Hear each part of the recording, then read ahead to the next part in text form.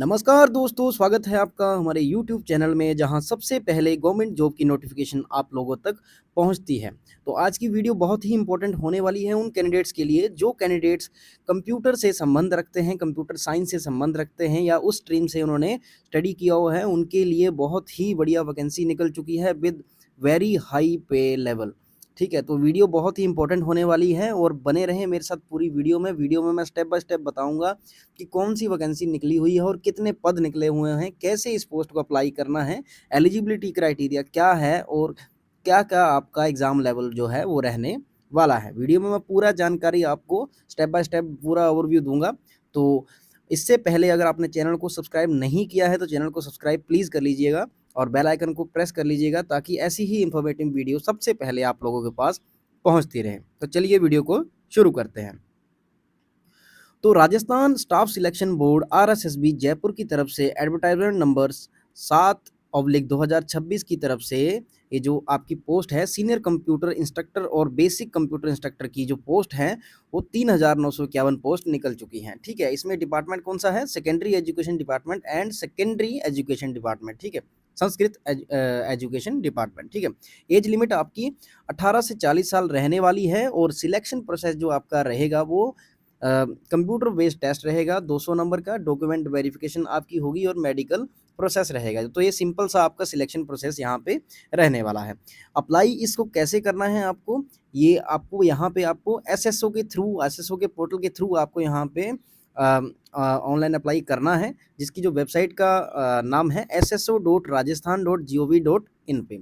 वहाँ पे जाके आपको लॉगिन करना है और वहाँ पे जाके ऑनलाइन अप्लाई आपको वहाँ एसडी उसी तरीके से करना है जैसे मैं आपको आगे वीडियो में बताऊंगा। तो इससे पहले आपको थोड़ी सी बेसिक जानकारी इसकी ले लेनी है कि एप्लीकेशन की जो स्टार्ट डेट है वो 25 मई 2026 से स्टार्ट हो जाएगी। ठीक है, यानी कि कल से आपकी जो एप्लीकेशन की जो स्टार्ट डेट है, ठीक है, एप्लीकेशन ओपन हो जाएगी, आप इसको अप्लाई कर सकते हैं और लास्ट डेट जो है वो 23 जून 2026 है टिल रात के 12 बजे तक। ठीक है, तो आपका जो एग्ज़ाम का जो डेट है वो सीनियर आपका जो सीनियर अपना सीनियर एजुकेशन डिपार्टमेंट जो है सेकेंडरी एजुकेशन डिपार्टमेंट का, ठीक है, उसका होने वाला है 22 अगस्त 2026 को और जो बेसिक का है वो 23 अगस्त 2026 को एग्जाम होगा। ठीक है, जॉब की location all district of Rajasthan. Rajasthan के कैंडिडेट्स के लिए बहुत ही अच्छा ये जो मौका है और जो भी कैंडिडेट्स कंप्यूटर साइंस से संबंधित हैं और जिन्होंने कंप्यूटर आईटी इंफॉर्मेशन टेक्नोलॉजी से आपने ग्रेजुएशन की है, पोस्ट ग्रेजुएशन की है, उन दोनों के लिए ही बहुत ही बेहतरीन मौका है।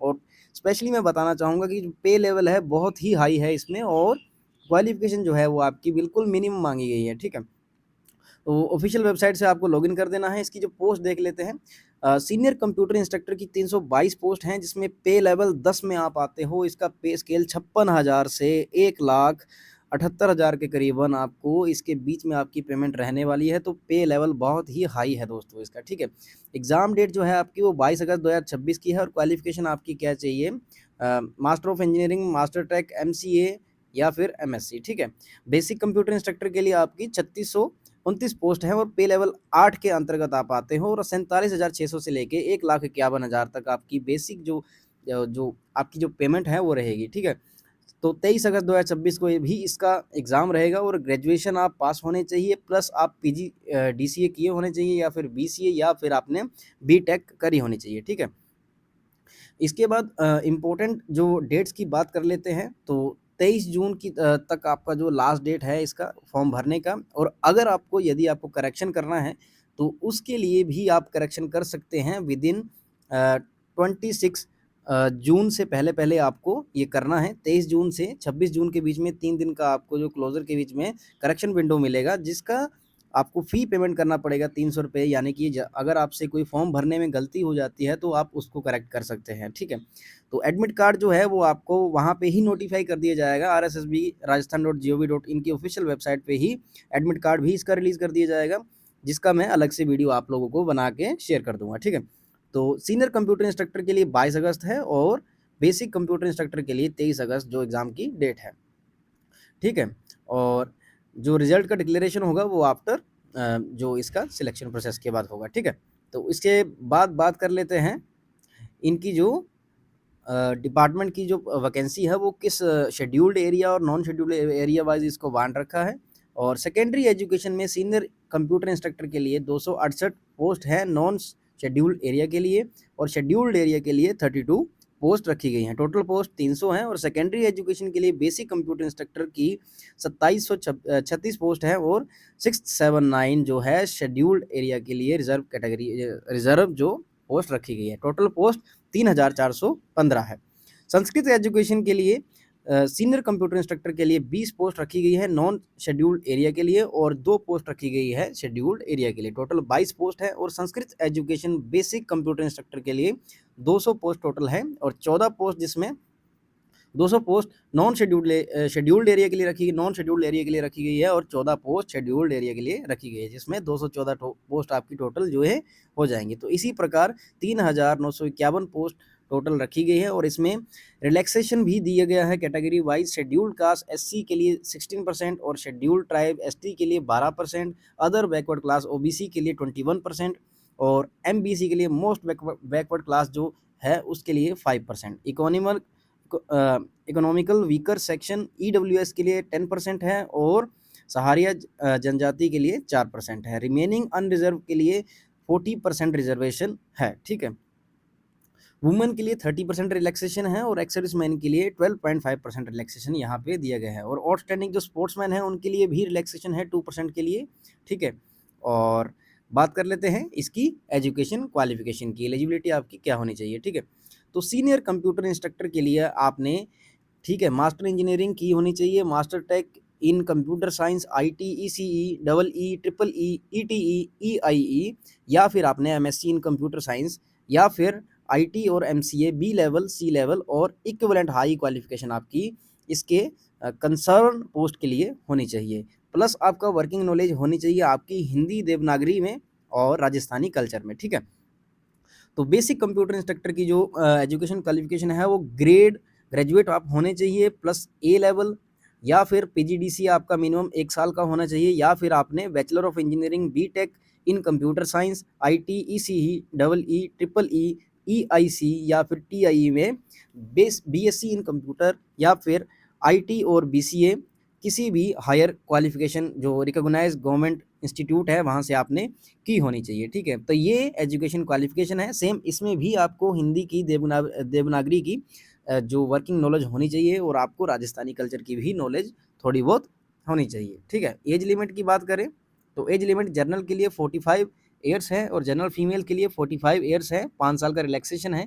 एससी, एसटी, ओबीसी और अदर कास्ट के लिए 45 ईयर्स है, और 5 साल का रिलैक्सेशन है। टोटल जो हो जाएगा आपका 50 साल हो जाएगा। ठीक है, और एससी, एसटी, ओबीसी और जो आपकी जो शेड्यूल कास्ट है फीमेल्स के लिए 50 साल का है, और 10 साल का इसमें एज रिलैक्सेशन है, तो ये टोटल हो जाएगा आपका 50 साल हो जाएगा। ठीक है, एक्स सर्विसमैन के लिए अप टू 50 ईयर्स। ठीक है, तो 15 साल का इसमें एज रिलैक्सेशन दिया गया है, और जो डिसेबल्ड पर्सन है ऑल कैटेगरी के उनको 45 से 55 ईयर्स के लिए 5 साल का रिलैक्सेशन जो ऑलरेडी दिया गया है। ठीक है, तो विडो, डिवोर्स्ड और वुमन के लिए अप टू रिटायरमेंट एज। ठीक है, रिटायरमेंट एज तक का रिलैक्सेशन दिया गया है। अगर आपकी एज रिटायरमेंट डेट से पहले तो आप इस पोस्ट के लिए अप्लाई कर सकते हैं। ठीक है, तो अभी बात कर लेते हैं एप्लीकेशन फ़ीस की। ठीक है, तो एप्लीकेशन फ़ीस जो जनरल है और क्रीमी लेयर ओबीसी एमबीसी के लिए 600 रुपये है, और non creamy layer OBC MBC EWS ST ST उनके लिए 400 रुपीज़ है। ठीक है, और ऑल जो डिसेबल्ड कैंडिडेट्स हैं उनके लिए 400 रुपीज़ फीस रखी गई है। ठीक है, पेमेंट मोड क्या रहेगा? E Mitra, CSC, net banking, ATM, debit card या फिर क्रेडिट कार्ड से आप इसकी पेमेंट कर सकते हैं। ठीक है, तो अभी बात कर लेते हैं आपका जो एग्ज़ाम पैटर्न किस तरीके का रहेगा। ठीक है, तो आपका जो पेपर 1 होगा उसमें art, culture, history, geography, general science, current affair, Rajasthan, logical reasoning, decision making, numeracy और डाटा इंटरप्रिटेशन जैसा ये जो आपका सब्जेक्ट्स इसमें रहेंगे। इसमें टोटल मार्क्स 100 रहेंगे, और क्वेश्चन भी 100 रहेंगे, यानी कि 1 नंबर का एक क्वेश्चन रहेगा, और एग्ज़ाम का जो ड्यूरेशन रहेगा वो 2 घंटे का रहेगा। ठीक है, सेम पेपर 2 में आपका अगर जैसे सीनियर का होगा तो ये जो इसमें आपकी पेडागोजी, कंप्यूटर फंडामेंटल और प्रोग्रामिंग, सी प्लस, जावा, .NET, AI/ML और Python, blockchain, data structures, OS, DBMS networks, security और वेब डेवलपमेंट जैसे सब्जेक्ट से आपका जो एग्ज़ाम आएगा 100 नंबर का एग्ज़ाम रहेगा, और आपके क्वेश्चन भी 100 रहेंगे, और 2 घंटे का आपका जो एग्ज़ाम है वो रहने वाला है। पेपर 2 जो आपका बेसिक का होगा, उसमें सेम सब्जेक्ट रहेंगे और 100 नंबर का एग्ज़ाम रहेगा, 2 घंटे का ड्यूरेशन रहेगा, ठीक है? तो ये 4 घंटे का टोटल ड्यूरेशन रहेगा आपके सीनियर और बेसिक इंस्ट्रक्टर के एग्ज़ाम में, ठीक है? 4 घंटे का आपका जो समय रहेगा और 2 टायर में आपका एग्ज़ाम होगा, ठीक है? तो पैरामीटर में अभी देख लेते हैं क्वेश्चन टाइप कैसे रहेगा। मल्टीपल चॉइस क्वेश्चन, ठीक है? आपके 5 ऑप्शन होंगे ए, बी, सी, डी, उसमें से आपको यहाँ पे सिलेक्ट करना है। नेगेटिव मार्किंग इसमें 1/3 रहेगी, यानी कि 33.33% आपकी नेगेटिव मार्किंग रहेगी, ठीक है? तो अनआंसर्ड क्वेश्चन के लिए आपका option E must be darken, ठीक है? तो अगर आपने किसी भी क्वेश्चन का अगर आपने हल्का सा भी मार्क किया हुआ है तो वो आपका नंबर वहाँ से 1/3 मार्क्स से डिडक्ट हो जाएगा, ठीक है? क्वालिफाइंग मार्क्स आपके लिए कितने जनरल के लिए चाहिए? 40% चाहिए और एससी एसटी के लिए 35% चाहिए, ठीक है? और नॉर्मलाइजेशन में applied if exam is conducted in multiple shift, ठीक है? नॉर्मलाइज अगर एग्जाम नॉर्मल एग्जाम जैसे होता है तो वो मल्टीपल शिफ्ट में किया जाएगा, ठीक है? अलग अलग मतलब अलग अलग स्टूडेंट्स को अलग अलग शेड्यूल में बुलाया जाएगा, ठीक है? सिलेक्शन प्रोसेस कैसे रहेगा? फर्स्टली आपका सीबीटी होगा, 200 मार्क्स का रहेगा, 2 पेपर होंगे आपके 100 नंबर के, ठीक है? नेगेटिव मार्किंग 1/3 पर रॉन्ग आंसर रहेगा, ठीक है? क्वालिफाइंग 40% आपका जनरल का बता दिया मैंने, 35% एससी एसटी के लिए बता दिया, ठीक है? सेकंड में आपका डॉक्यूमेंट वेरिफिकेशन हो जाएगा, जिसमें कैंडिडेट शॉर्टलिस्टेड होंगे मेरिट के लिए और उनको डॉक्यूमेंट वेरिफिकेशन के लिए बुलाया जाएगा। देन आपका मेडिकल एग्जामिनेशन लास्ट में होगा। मेडिकल फिटनेस सर्टिफिकेट आपका या फिर चीफ मेडिकल या फिर हेल्थ ऑफिसर ऑफ डिस्ट्रिक्ट और मेडिकल जूरिस्ट की तरफ से होना चाहिए, ठीक है? सैलरी मैंने आपको पहले ही बता दिया, सैलरी लेवल बहुत ही हाई है इसमें, तो आपको दोस्तों जल्दी से जल्दी इस पोस्ट के लिए अप्लाई कर देना है और अपने दोस्तों के साथ भी ये वीडियो को शेयर करना है और वीडियो को सेव करके रख लेना है तब तक के लिए जब तक आप इस पोस्ट के लिए अप्लाई नहीं कर देते, ठीक है? तो अभी कैसे इस पोस्ट के लिए अप्लाई करना है ये जानना बहुत ही ज़रूरी है और ध्यान से देखना। यहीं पे कुछ स्टूडेंट ऐसे होते हैं जो गलती कर देते हैं। आपको राजस्थान एसएसओ पोर्टल पे जाना है, ठीक है? sso.rajasthan.gov.in की ऑफिशियल वेबसाइट पे वहाँ पे आपको जाना है। वहाँ पे आपको रजिस्टर्ड करना है और वन टाइम आपका जो रजिस्ट्रेशन है वहाँ पे कर लेना है। आपका कैटेगरी, डिसेबिलिटी स्टेटस या फिर डोमिसाइल जो है वो सारे डॉक्यूमेंट्स आपको करेक्टली भर देने हैं। आपको वहाँ पे पेमेंट करनी है और ओटीआर रजिस्ट्रेशन फ़ी थ्रू ई मित्रा सीएससी, जैसे मैंने आपको बताया डेबिट कार्ड और क्रेडिट कार्ड के थ्रू भी आप पेमेंट कर सकते हैं। आफ्टर जो इसका ओटीआर आपका जो लॉगिन करना है एसएसओ में और सिटीजन्स ऐप G2C में आपको वहाँ पे जाना है, रिक्रूटमेंट पोर्टल पे आपको वहाँ पे जाना है और click apply for advertisement number 7/2026।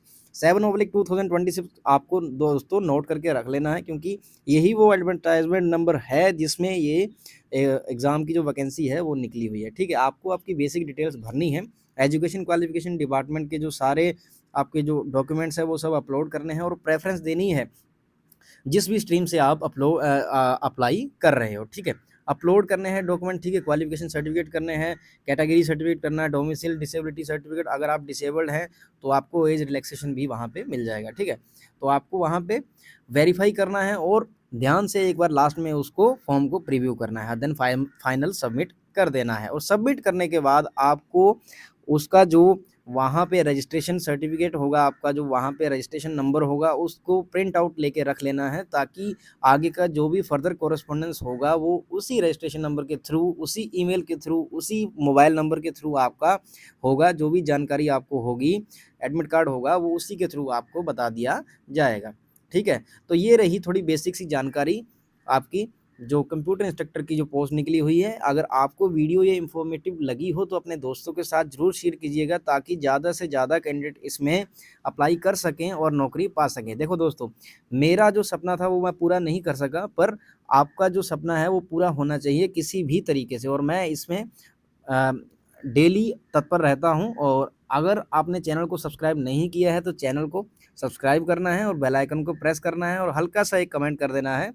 कि आपको कौन से टॉपिक पे सबसे ज़्यादा वीडियोस अच्छी लगती है। मैं उसी स्टेट से उसी टॉपिक पे ज़्यादा से ज़्यादा वीडियो बनाने की कोशिश करूँगा, ताकि आप लोग सक्सेस हो पाओ।